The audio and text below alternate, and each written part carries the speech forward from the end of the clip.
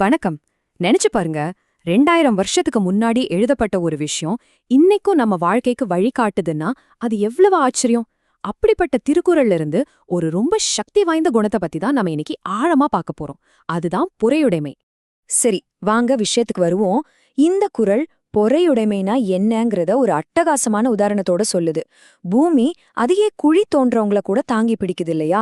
அது மாதிரி நம்மள அசிங்கப்படுத்துறவங்கள நாம பொறுத்துக்கிட்டா அதுதான் இருக்கிறதுலயே சிறந்த குணம்னு வள்ளுவர் சொல்றாரு. இத பலவீனம்னு நினைச்சிடக்கூடாது. இது அந்த பூமி மாதிரி ஒரு அசைக்க முடியாத ஆழமான வலிமையோட அடையாளம். சோ நம்ம முதல் பகுதியில பொறையுடைமைனா சும்மா எல்லாத்தையும் சகிச்சுட்டு போறதில்ல, அது ஒரு ஆக்டிவான பவர்ஃபுல்லான குணம்ங்கிறத பத்தி தான் பார்க்க போறோம். அப்போ பொறியுடைமைனா என்ன? சிம்பிளா சொல்லணும்னா, நம்மள யாராவது வம்புக்கு இழுத்தா, இல்ல அசிங்கப்படுத்தினா, இல்ல நமக்கு ஒரு அநீதி நடந்தா கூட, பதிலுக்கு நாமளும் அவங்கள மாதிரி மாறாம, நம்ம கண்ணியத்தை விட்டு கொடுக்காம அதை தாங்கிக்கிற திறமை தான் அது. இது ஏதோ கையாலாகாத தனம் இல்ல, இது நாம யோசிச்சு எடுக்கிற ஒரு முடிவு. திருக்குறள் இதோட நிறுத்தல, இன்னும் ஒரு படி மேல போகுது. ஒருத்தர் செஞ்ச தப்ப பொறுத்துக்கிறது நல்லதுதான், ஆனா அத முழுசா மறந்துடுறது இருக்கே, அது அதை விட சூப்பர். ஏன்னா பொறுக்கிறதுல ஆரம்பிக்கிற இந்த பயணம் மறக்கிறதுல தான் முழுமையடையுது.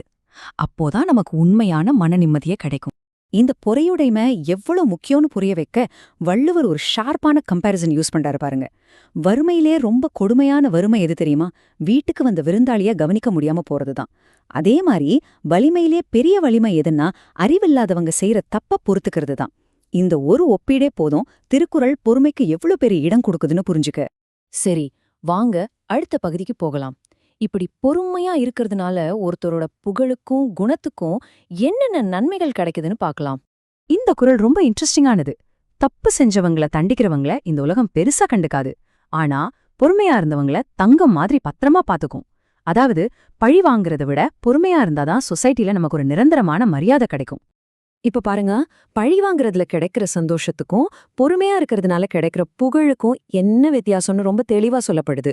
தண்டனை கொடுக்கறவங்களுக்கு கிடைக்கிற சந்தோஷம் ஜஸ்ட் ஒரு நாள் தான். ஆனா பொறுமையா இருந்தவங்களோட புகழ் உலகம் இருக்கிற வரைக்கும் நிக்கும். இது ஷார்ட் டேர்ம் சாட்டிஸ்ஃபேக்ஷனுக்கும் லாங் டேர்ம் பெருமைக்கும் உள்ள வித்தியாசம். அப்போ விஷயம் என்னன்னா, நம்மளோட குணம் நம்மளோட ஸ்டாண்டர்ட் குறையாம இருக்கணும்னு நினைச்சா இந்த பொறையுடைமைய ஒரு முக்கியமான கொள்கையா வச்சுக்கிட்டு வாழணும்.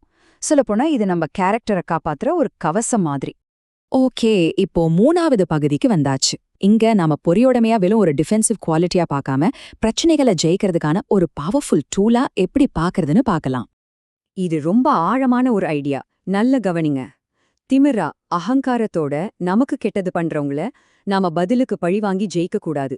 அதுக்கு பதிலா நம்மளோட நல்ல குணத்தால நம்மளோட கண்ணியத்தால அவங்கள ஜெயிக்கணும். உண்மையான வெற்றிங்கிறது அவங்க லெவலுக்கு நாம இறங்குறதுல இல்ல, நம்ம லெவல்ல நாம இன்னும் உயரமா நிக்கிறதுல தான் இருக்கு.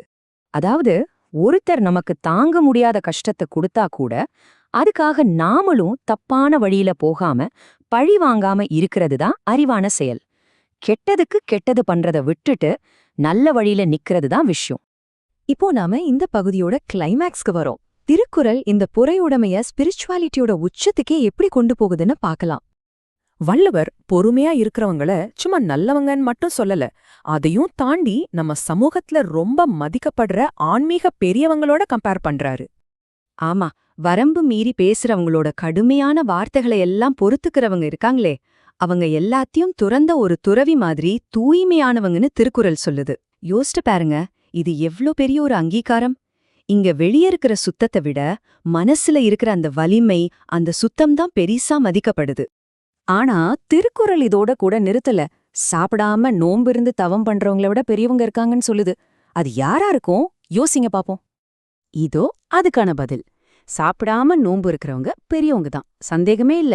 ஆனா மத்தவங்க பேசுற கடுமையான வார்த்தைகளை பொறுத்துக்கிறவங்க இருக்கிறாங்கள, அவங்க அந்த நோம்பு இருக்கிறவங்கள விடவும் பெரியவங்க. இதுதாங்க பொறியுடைமையோட அல்டிமேட் லெவல்.